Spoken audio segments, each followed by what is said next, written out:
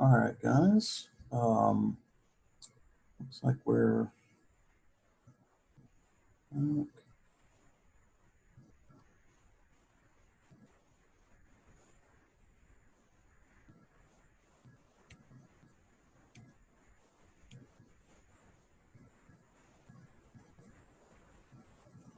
you hear me? Testing, testing.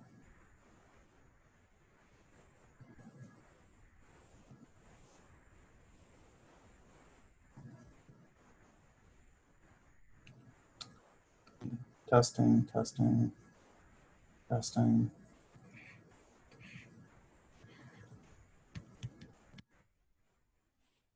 All right. So got that. Looks like we're recording. Okay.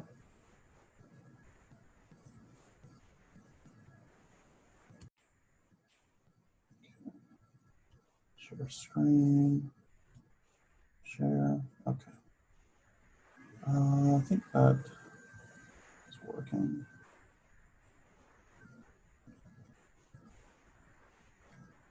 Okay.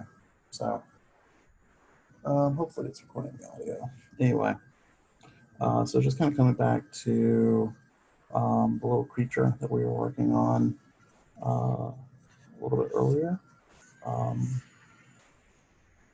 So I think, right now I'm just kind of going to work on finalizing him, put some more details on him, maybe even open up the mouth and kind of work a little bit more with like the horn right here. And maybe we'll just kind of leave it at that, since this is your first ZBrush sculpt and everything, we don't want to go too crazy. At least give you some ideas of like what to look for and kind of where you can go with some of these tools. So I think I'm going to go ahead and kind of start smoothing some of this out.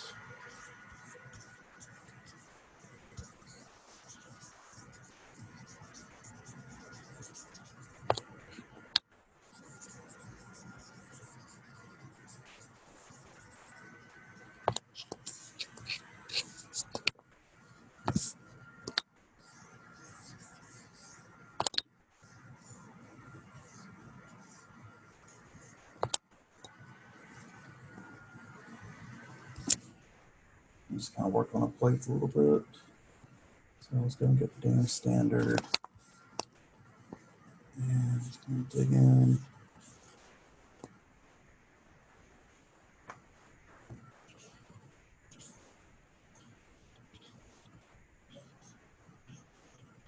And then I'm just kind of using those to kind of outline the plating a little bit more. Just give it a little bit more definition. So it doesn't look so much like lumps that are kind of just on his body. Working to control the shape and stuff. Okay.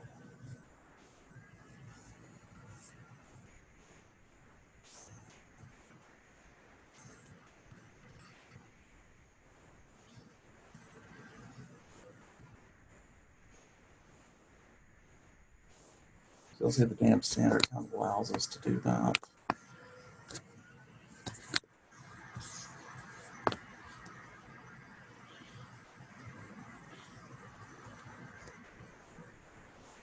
And something else you guys can do is if you go under stroke, stroke, there's a thing called lazy mouse. This is actually kind of a nice little tool because when you put in a stroke, you'll see like a little red line with lazy mouse turned on. That's actually kind of like a smoothing technique, or a smoother, the automatic smoother on the brush. If you turn it off, it actually will give you a one-to-one non-smooth brush stroke. I tend to like to have it on just because sometimes my my penmanship is not the greatest. And if you want to, you can mess with these modifiers to get a better lazy mouse if you want to. So if you want to do like a radius or something, so if you bring up like 15, you'll see that the red line gets a little bit longer. So something like that. For me, it's nice to use if I need to do like longer straight lines. I'll use the lazy mouse. It kind of allows me to more easily straighten up my line work. Actually, since I said that, you can actually, if you need to do a straight line, you can start going with the stroke, hold down shift, and then release shift, and it will just allow you just to do a straight line instantly. So that's actually really useful too.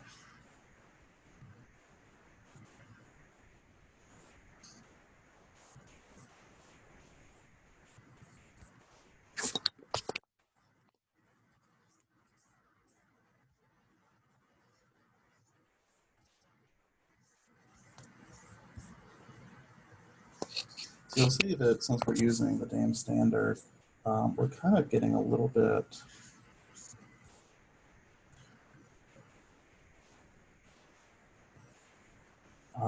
of kind of a fracturing with the geometry here. It's getting a little rough. So we might want to go in and actually subdivide it where it smooths out just a little bit. So we have a little bit more to work with.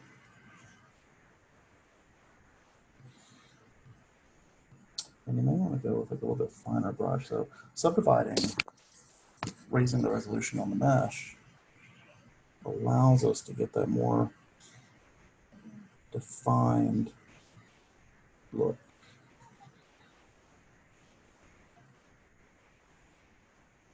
So I can add like maybe some nice little scaling or something there. Maybe he's got some like little pebbling on the body. It's like a unique texture. If you guys hear a baby, that's my son. He's currently having a meltdown. Don't worry, my wife is here. She's taking care of him.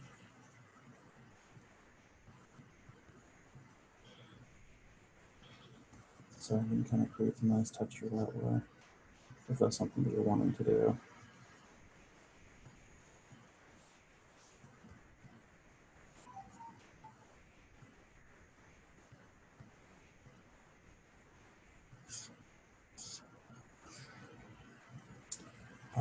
So then we can do a little bit of a Z-add, make this like a pivot. I'm just going to kind of run some fingers right around here, just to kind of reinforce some more hard detailing. Maybe it looks a little bit more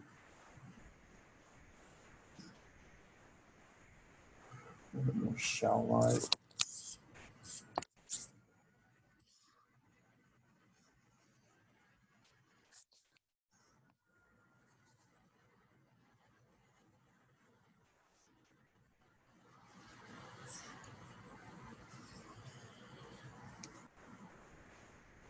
You'll see the difference between this one's kind of bulbous, but here on here we can run more of like a defined shape.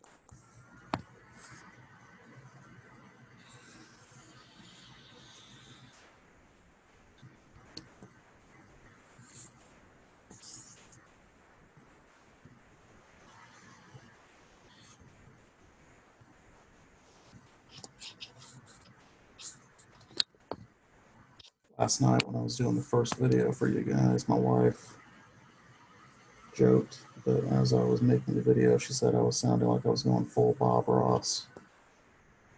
I think that's the worst compliment in the world.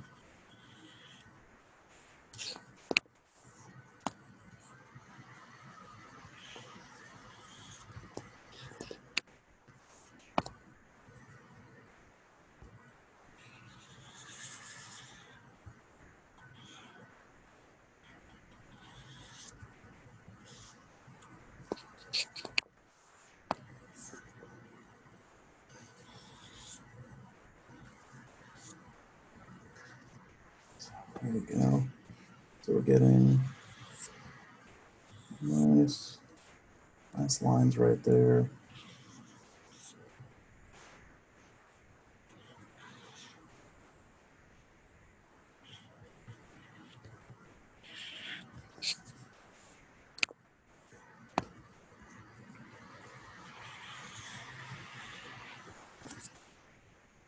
It's kind of almost wearing like a little helmet.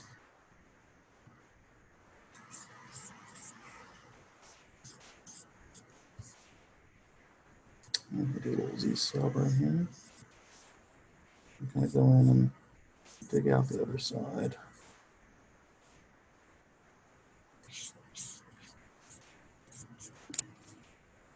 So we're just adding definition as we go around.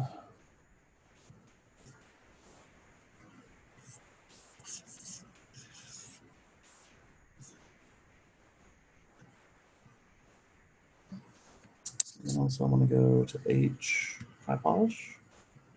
I'm actually going to polish out these plates a little bit since they're just a little bit lumpy.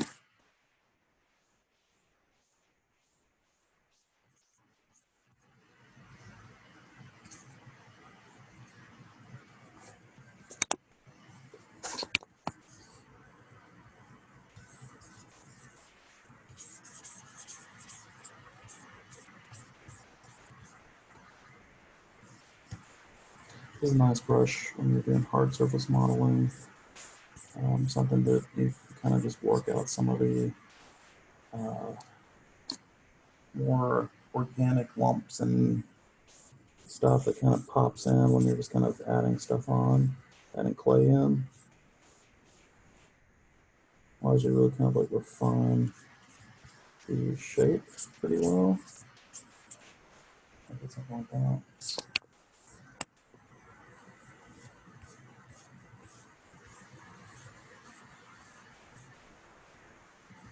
You don't want to get too hard with it. It can be an aggressive brush.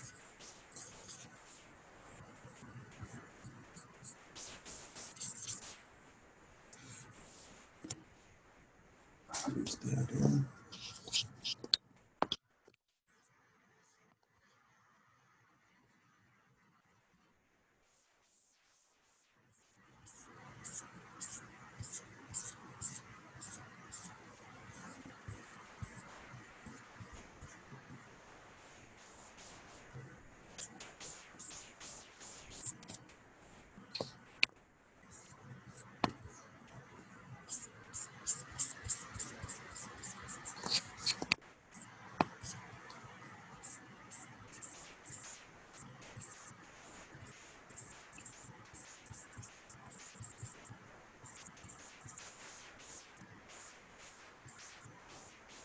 I feel like this one, when I'm doing plates and scales like this, I find that using the high polish, dame standard, and pinch brushes are really useful for kind of cleaning up your wayward edges on plates and hard surfaces. And you may not even really notice if there's really anything wrong. Well, not necessarily wrong, but nothing bad about what you're doing or what you're working with until you go through and kind of just do it just a quick pass with a high polish, and then you kind of see, oh, maybe I could use that then. Kind of see the difference that it can produce for you.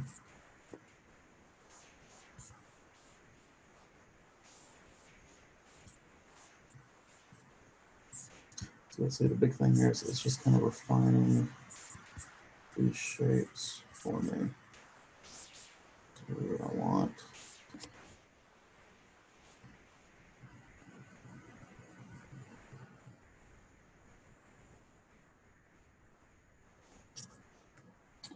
And I'm going to go and grab my pinch brush, and just real lightly I'm going to go through, and you'll see how it kind of closes up some of these edges.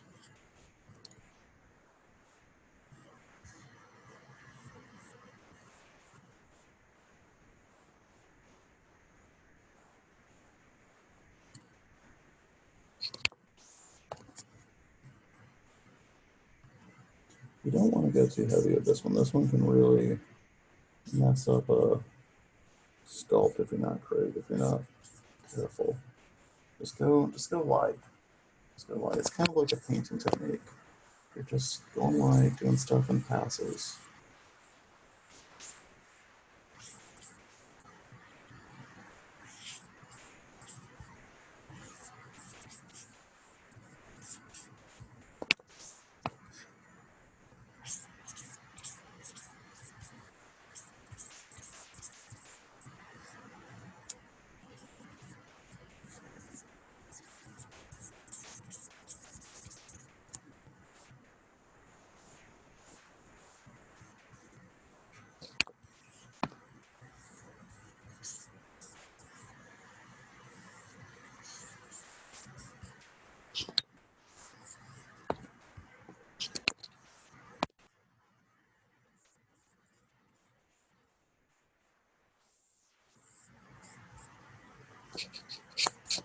So I'll see the difference between here and here.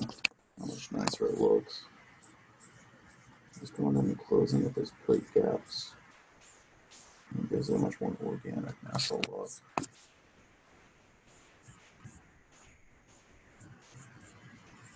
And the thing to think about when you're doing stuff like insects. See it from the side, how deep that gap can get.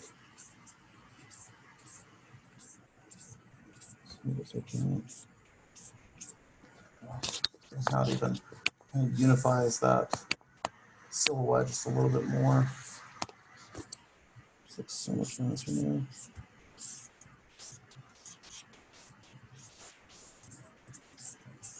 I wouldn't go too far though, because then otherwise it just becomes a really thin line.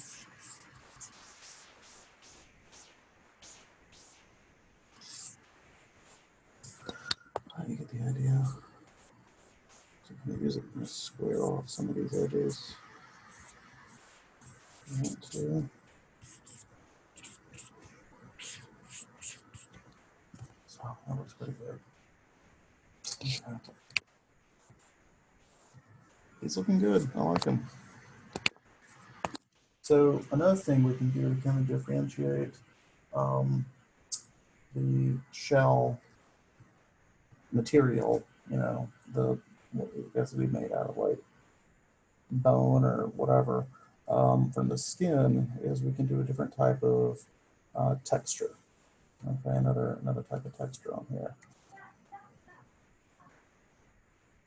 And hang on one second.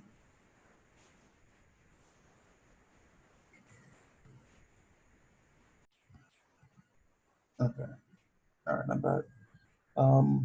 Yeah, so anyway, I was saying that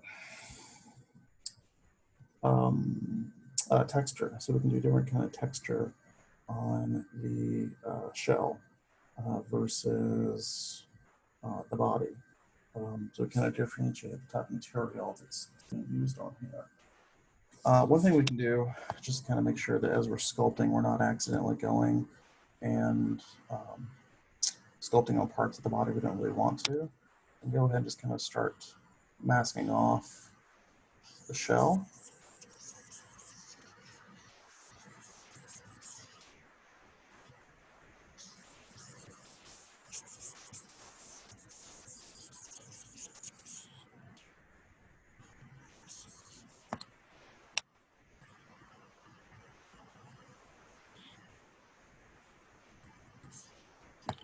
I'm just holding down control while I'm doing this.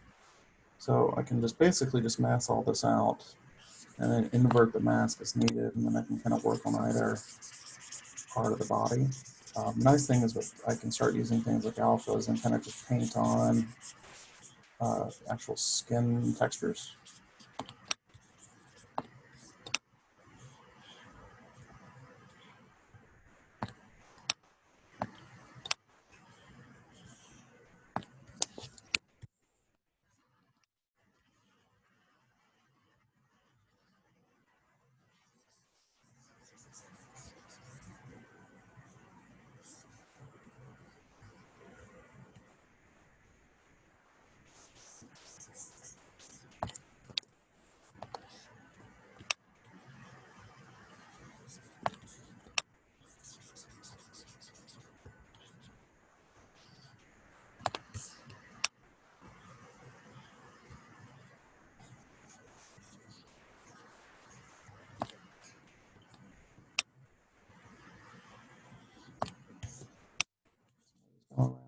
painting everything while I'm holding down control. Just give me that masking.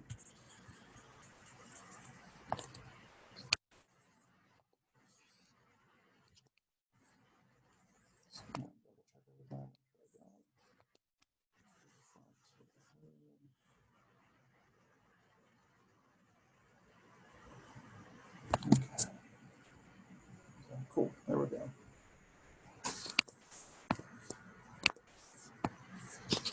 Hold down control and tap. That will invert the mask for me. And I think maybe I can do like a little, maybe like a ridged texture or something on there. We have a brush called the Rake Brush. It's kind of an interesting little brush that does something kind of like that. It's generally pretty strong, just overall. So starting off, I'm just going to turn the intensity way down.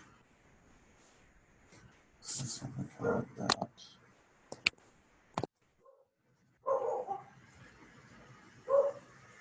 So something like that.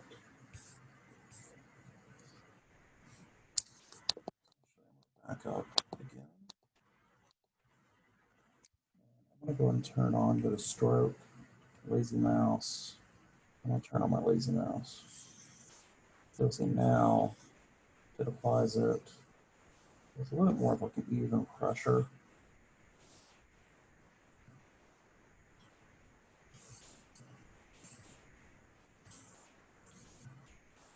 So something like that. See what it looks like subbed. It's kind of interesting too.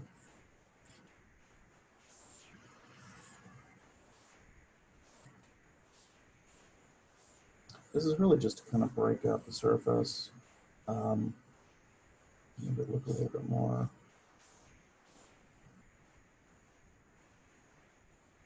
A little more visually interesting.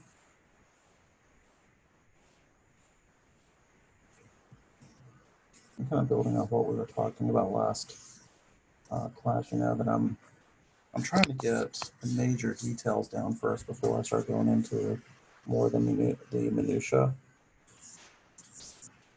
of the sculpt. So that's basically what I'm doing here is, we built the body, we got the basic form in,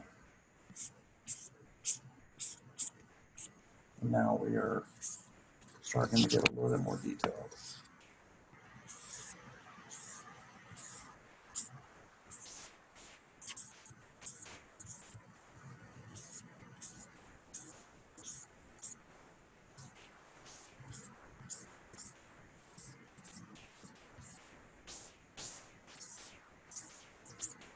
So something like that.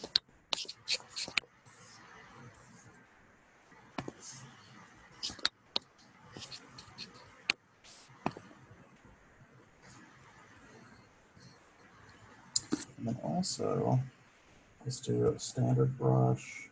And I'm going to change my stroke type to, let's do a spray. And I'm going to turn an alpha on here. So the alpha that I want to use, and as I said before, you can kind of use any alpha that you want. You can go online and use, just find alphas if you'd like to. But I just kind of want something that has like a little cell look to it. I kind of dig that. Something like that. Maybe a little bit too strong for my liking.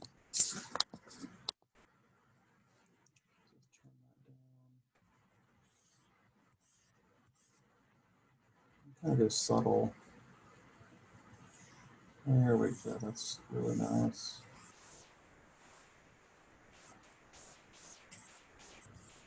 I don't want to go too hard there, but you know that we spent some time doing the polishing, we spent some time doing the pinching and all that, so I don't want to lose all that detail.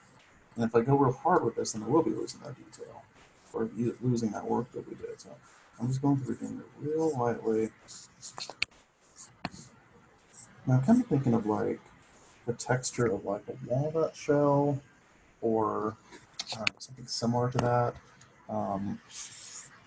that I can, you know, that maybe this thing like rolls itself up and like looks like a nut. Maybe that's like part of its active camouflage or passive camouflage. I don't know what they would call it. There's a word for it.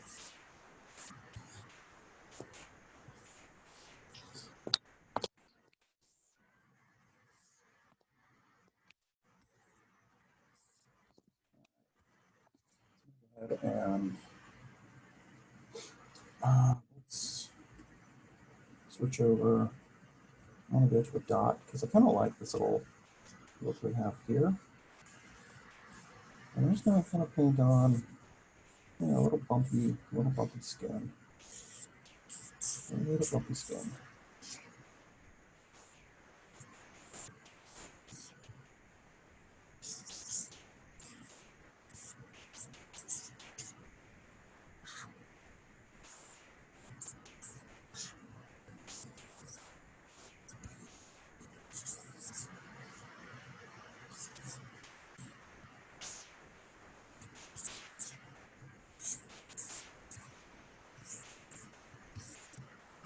Something like that.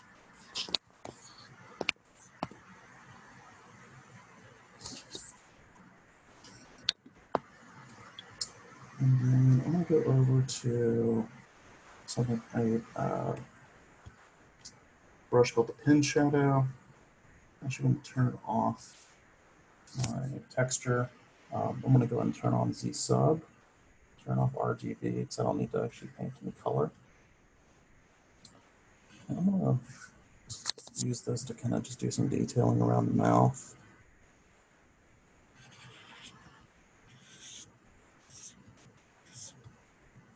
A little bit higher.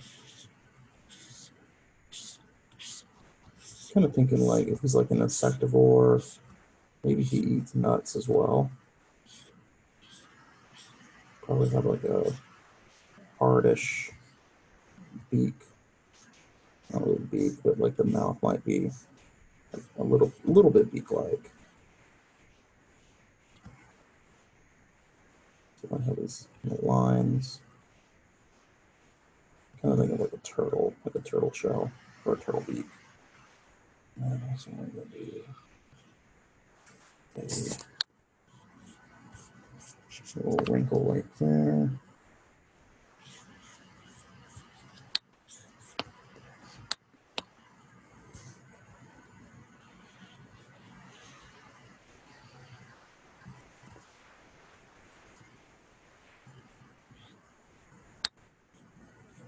Soften it up just a little bit.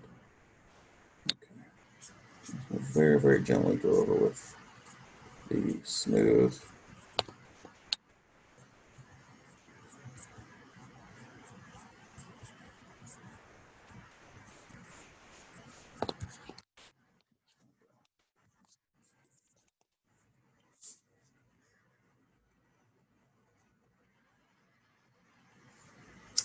And also, I've used that brush to have a little bit of detail in here on the shell.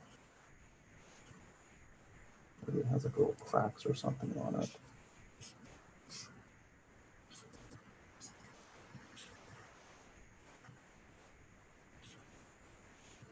Maybe like he rolls up and hits the ground or something.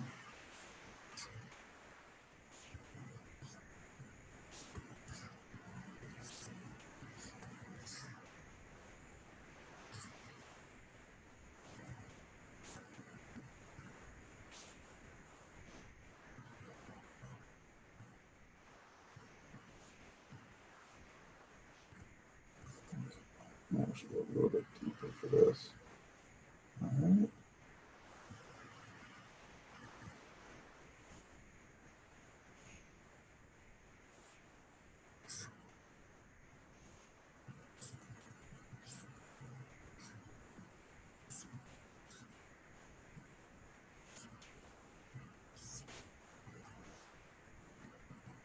And for this level of detail, let's go and subdivide again. So now we're 2.4 million. The cracks just aren't really showing up that well, so not that much sharper. my punch cleaner. At this level, this is perfectly good territory to go ahead and subdivide in millions. Just be aware if you keep subdividing, your computer might have a hard time running a very high poly mesh. It's just how it is.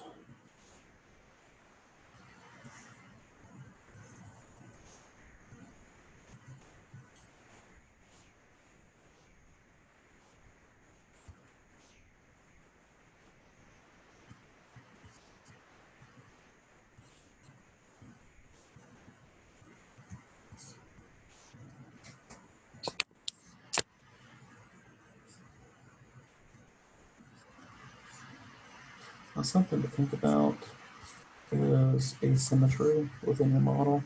You notice I do have symmetry turned on. And for the most part, it's okay, but once we notice symmetry in something that probably shouldn't have symmetry, it bugs us just on a natural level. So to break it up, what you'll want to do is just to turn symmetry off and add some asymmetrical detail, especially for areas that probably don't need it. So something like that. And it just kind of breaks it up enough to where you just kind of forget. My thought is maybe there's like maybe more scratches and stuff here.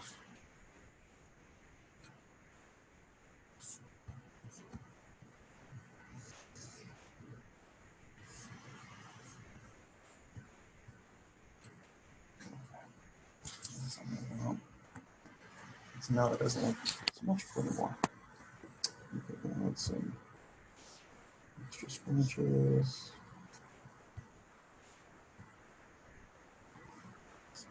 I'm kind of thinking maybe the story of like where these details are coming from. If you got into a fight or fell from a tree. Kind of, I don't know. I think it's kind of funny myself. These little creatures having epic battles in a tree. They're only like 6 inches long.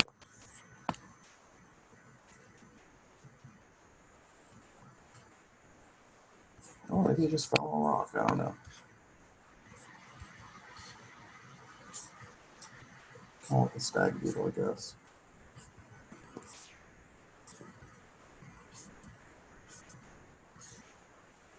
These kind of goes across. There we go.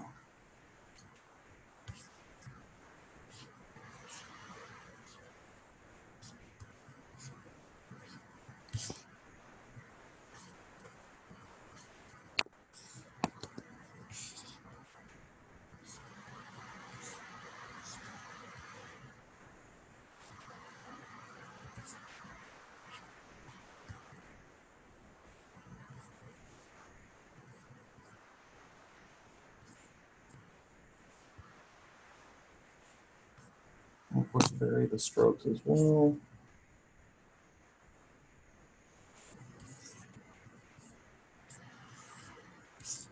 There you go.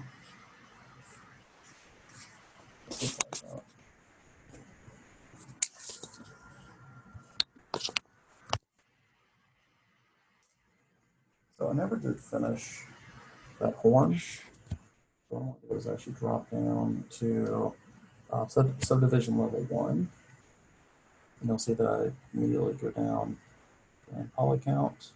And I'm actually just going to go ahead and just tighten it up a little bit. I'm going to go with my pinch brush. I'm back on symmetry.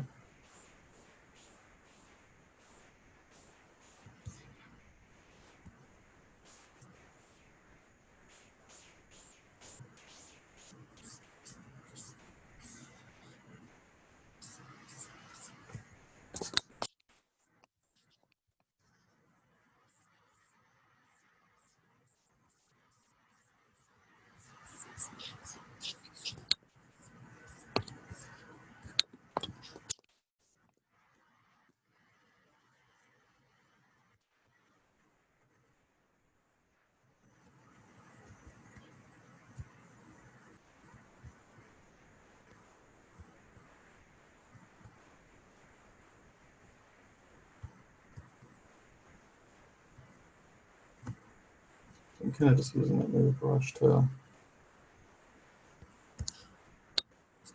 again, tighten up that side, make it a little more blade-like.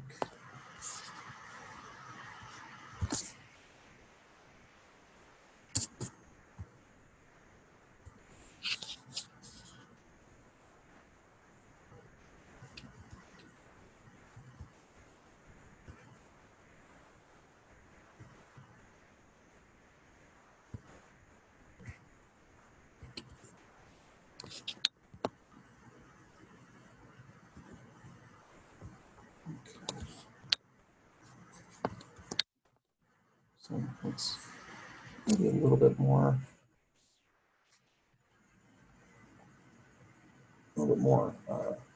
dangerous or threatening.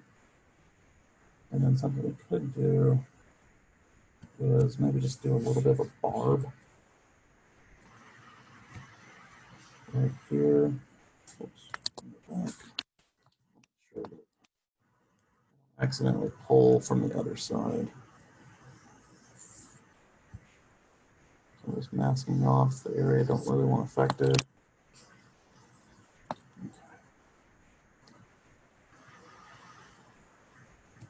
And just gonna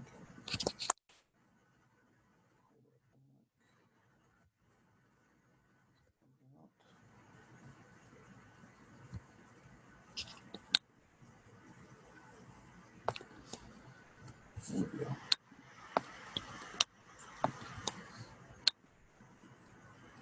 Just very, very gently just soften it. Something like that.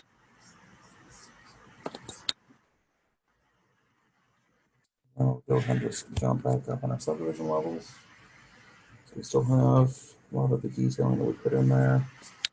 To be fair, it's kind of getting a little messed up since we were messing with it. So we'll hang it back in and put some more.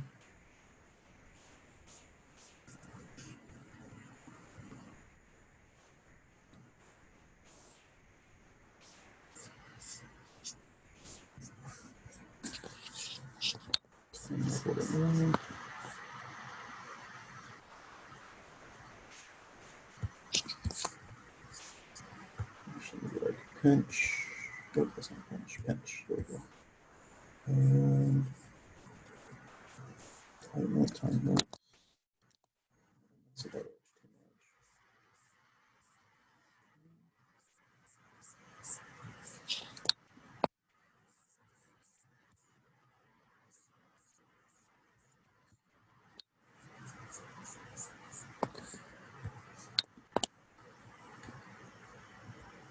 Let's go to move. Mask out this edge right here. I'm going to use high polish instead.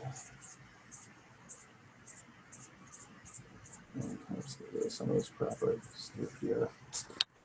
This is kind of like those really nice drop right there. High polish. Okay.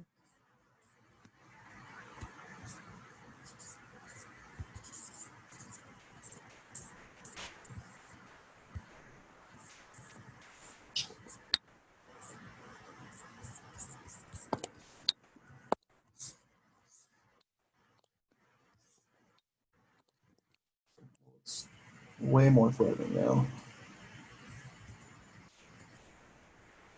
But again, he's only like 6 inches long, if even that.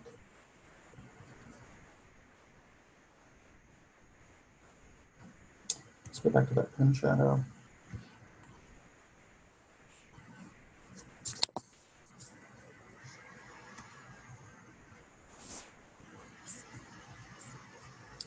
Do some really light scratches. Kind of break up the texture.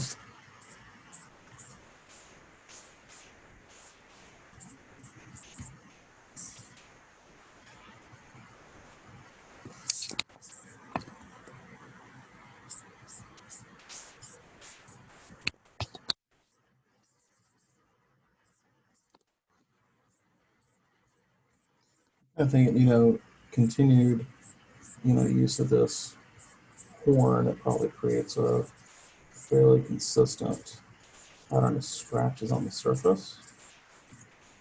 So just keep doing that.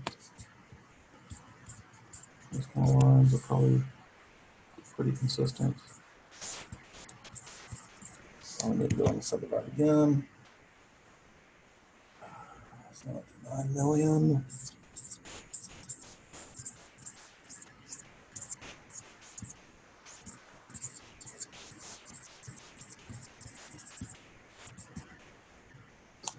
Like that.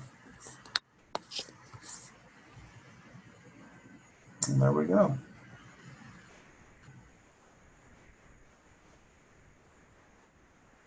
Still don't have a good name. Still just kind of going with spitball. But it's kind of cute.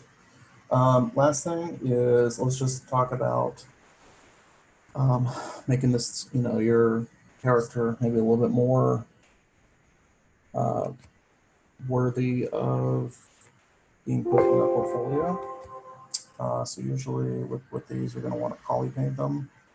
This is just purely just to get some color on them, and then doing some nice renders, as well as a turntable video.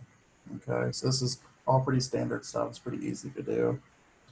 So just to get some color on here, what I'm going to do is go back to standard. That's just my general paintbrush that I use. And I'm going to change my material over to Matcap White. And I'm going to give him, let's do like a little bit like a light brown. And I'm going to go and turn on RGB, turn off Z-add. I don't want to sculpt, but I do want to add color, so that's why RGB is on and Z-add is off. I'm going to go to color. I'm going to go to fill object, and so now this is that brown color. I'm going to go make a little bit richer brown.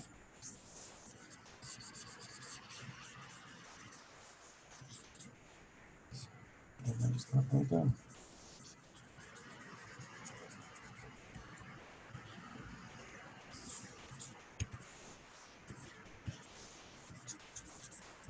Almost like using a marker and painting on a model.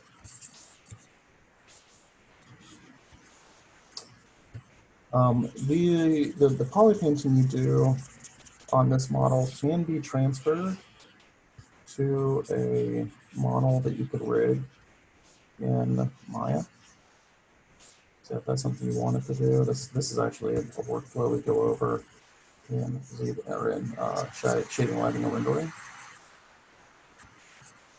Not something we'll go over in here. And really just beyond putting down really basic color on this. This is about as far as I'll go with poly painting for you. Because again, we're going to go over more in shading, lighting, and rendering. Along with, I want to ruin that surprise.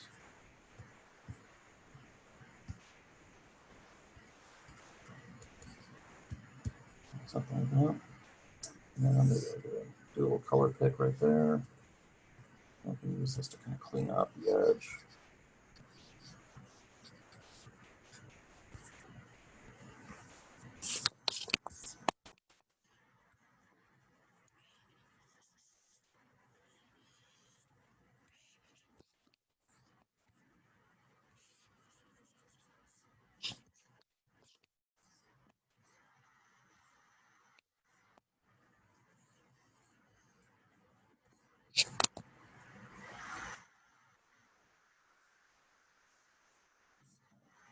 And I feel like he needs a slightly pink belly.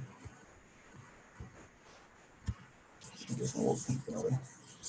Maybe some more lavender color to wear in. Obviously, RGB intensity is like your opacity, so the more intense it is,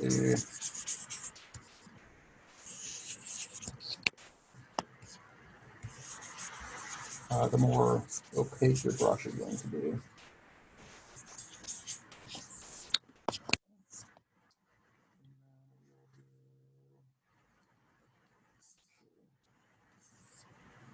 Do that lavender. It's darker, and then we'll do some striping.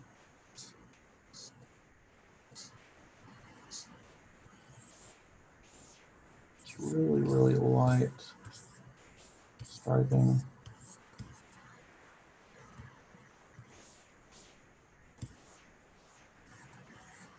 Not really enough to see. I just kind of want to add in some breakup of the color.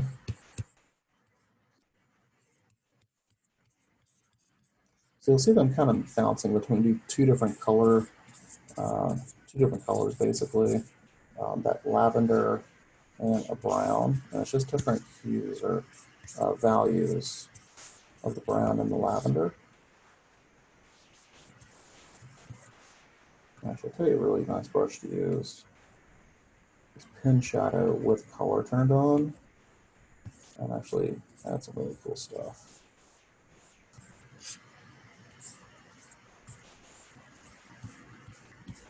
That's some neat looking marks.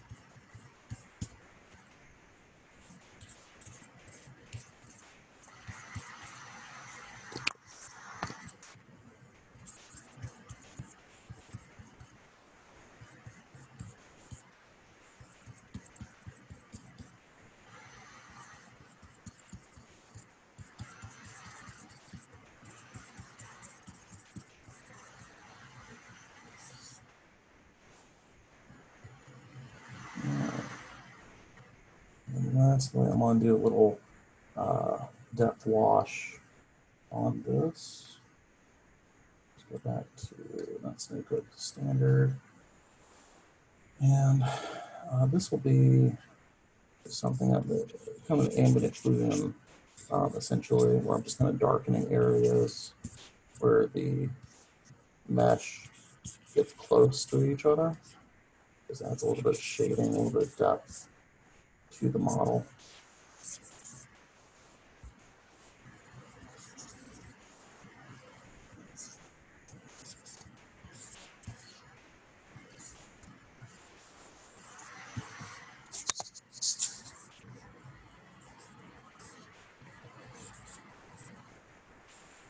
And like I said last definitely want to make sure that when you are painting your model, you want to go with something that's a light, kind of whitish color, just simply because if you switch this back over to like a red wax, it's not really going to illustrate the colors properly. So you want something that illustrates it more properly.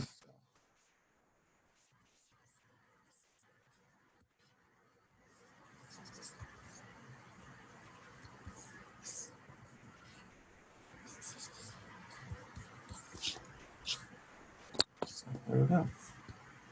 So we'll do, just going to turn on dynamic perspective, just to get a nice perspective look at him. Yeah, he's a cutie. Switch over to the eyes. And I can paint them up real quick.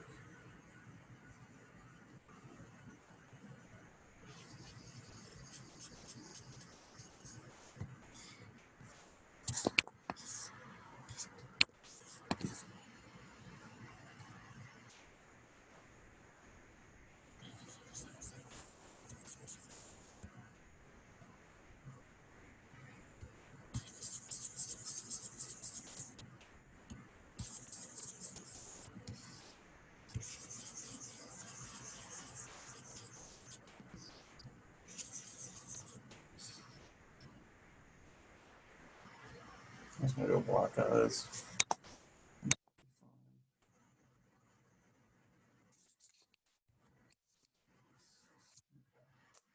All right. So have his little claws. So maybe we'll go with something kind of similar to brown. Let's do color fill.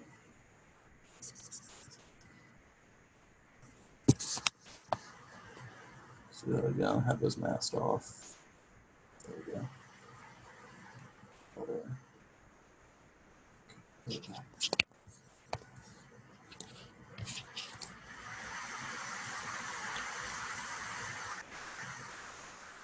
You can see it darker as it goes to the edge.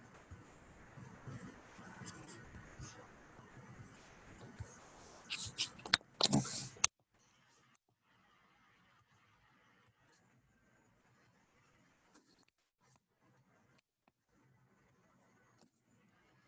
So let's get a nice image of this.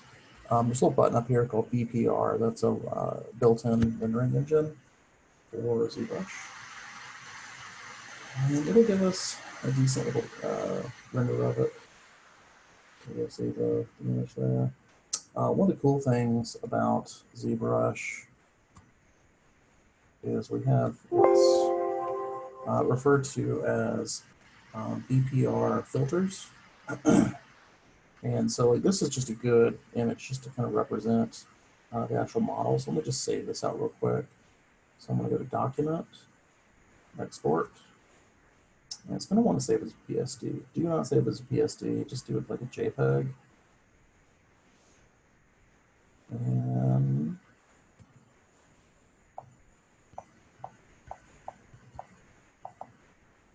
just going to spitball one.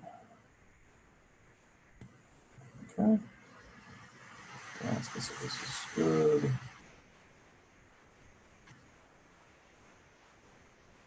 Okay. So anyway, Lightbox. And if we want to go and do some of these filters, you want to go into your Lightbox and see filters, filters, filters right there. And then basically you can just double click on any of these and it will filterize the image. So you have something that's kind of like that. I can do something like a blueprint. I mean, I think it looks kind of cool if you don't really get any of the color. Something like a children's book. It's kind of interesting. There are, if you dive into it, there's actually a lot of controls for the filters. I don't know any of them, so yeah, I would be a terrible resource, but I sure as heck can double click on stuff and look at it and say it's pretty. Actually, I kind of like this one the best. It looks really kind of funky and cool, and it gives you some of that coloration.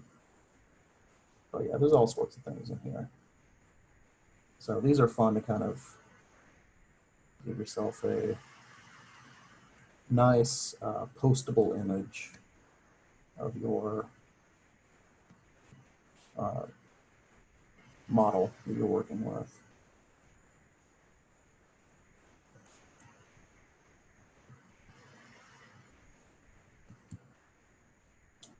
That one's probably not going to work, but it looks cool.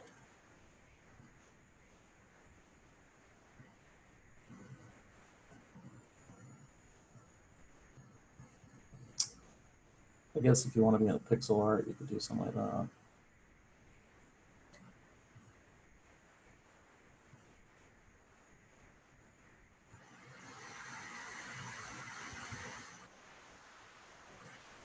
So that one's actually kind of cool.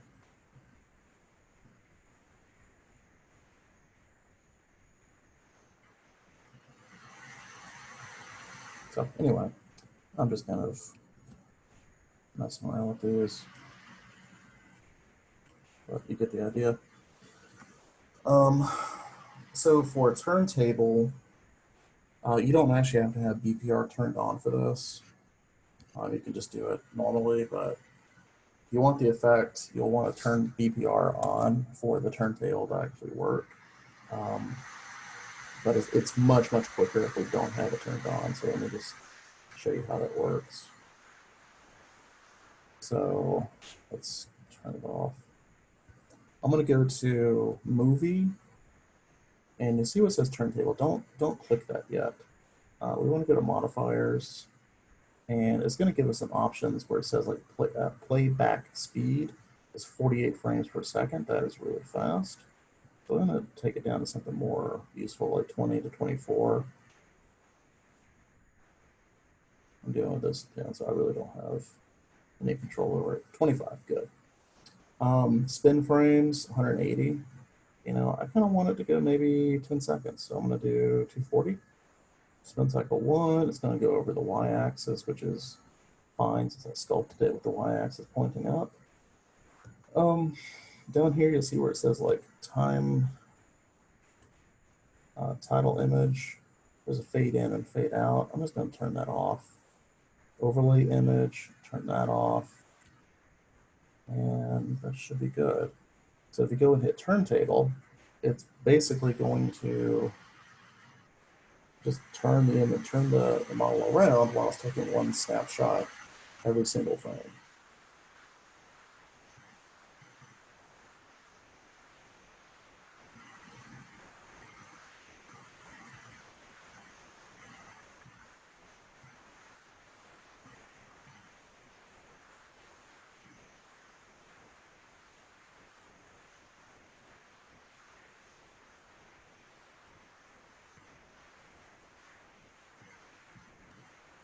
There you go. And then we can check it. Go to movie, play.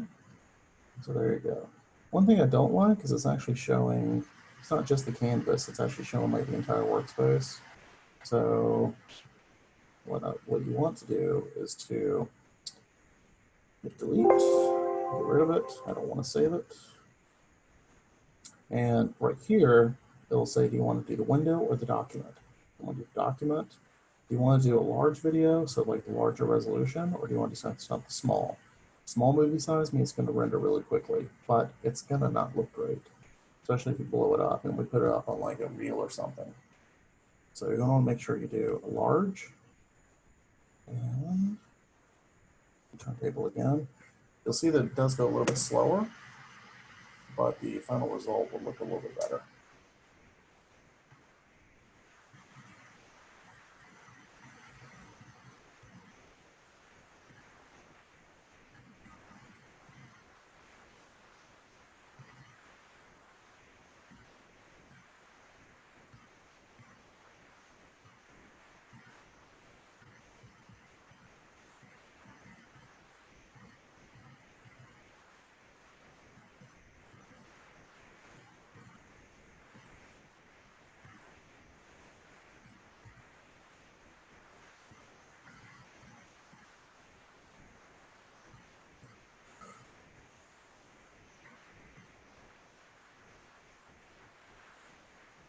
And there you go.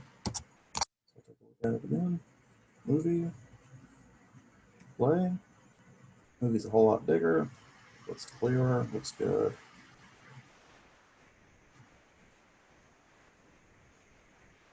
Neat. So we'll just go ahead and go to export. It's going to ask us where we want to put it.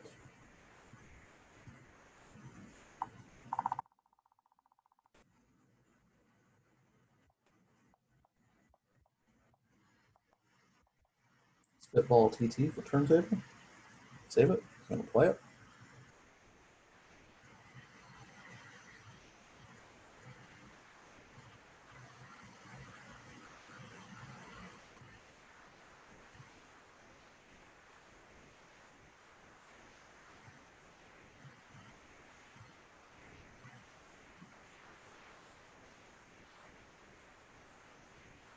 There you go.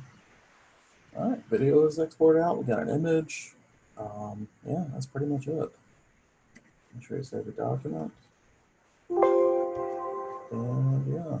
So when you guys turn in your stuff, you're going to be turning in a. I definitely want the ZBrush file, the Z tool, but I think I'm also asking for like an image and a turntable or something. But yeah, double check the handout on what I'm asking for you to turn in. Okay. So if you have any questions or anything, shoot me an email. All right, guys, have a good one.